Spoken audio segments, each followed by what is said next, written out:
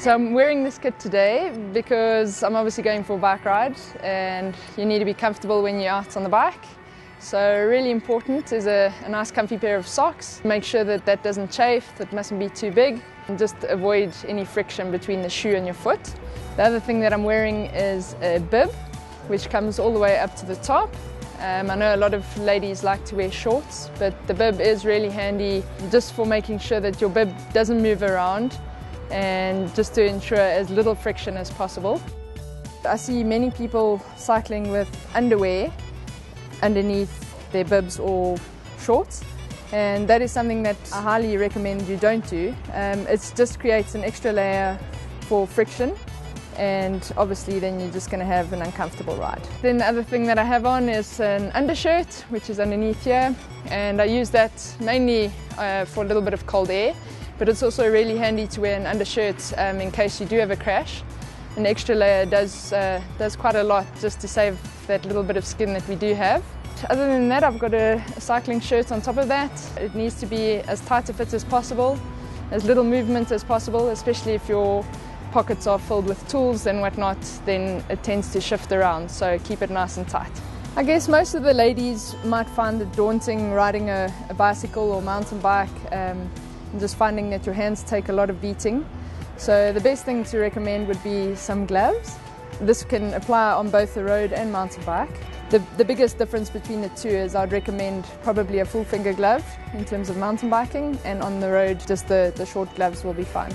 Next up, we're going to be chatting about cycling shoes and the importance of cycling shoes. First of all, I know a lot of people tend to feel a little bit intimidated by riding with cleats and falling over and not being able to uncleat. But I can't reiterate the value of cleats and riding with a cleated shoe. And that is just that your pedal stroke becomes so much more efficient. So instead of just using your quadriceps, which fatigue really easily, you're able to use a co-contraction between your quadriceps and your hamstrings. The ladies' shoes are generally a little bit more narrow, and we do have narrower feet, and also a little bit narrower at the Achilles, just over here. If you wear men's shoes, you might find you might have a little bit extra chafing. So I would recommend ladies' shoes, but then again, everybody's foot is different. So you do find a lot of ladies also ride with men's shoes. It's whatever fits your foot best. One of the other things that I'd like to chat to you about is a cycling helmet. This is something that you need to be wearing out training, and also it's part of the law in terms of racing. Compulsory to wear a helmet. I'm sure you've all seen No Helmet, No Ride. When you're out buying a helmet, things that I would look at would be the density of the foam. Obviously you have high-end helmets and you've got sort of cheaper range.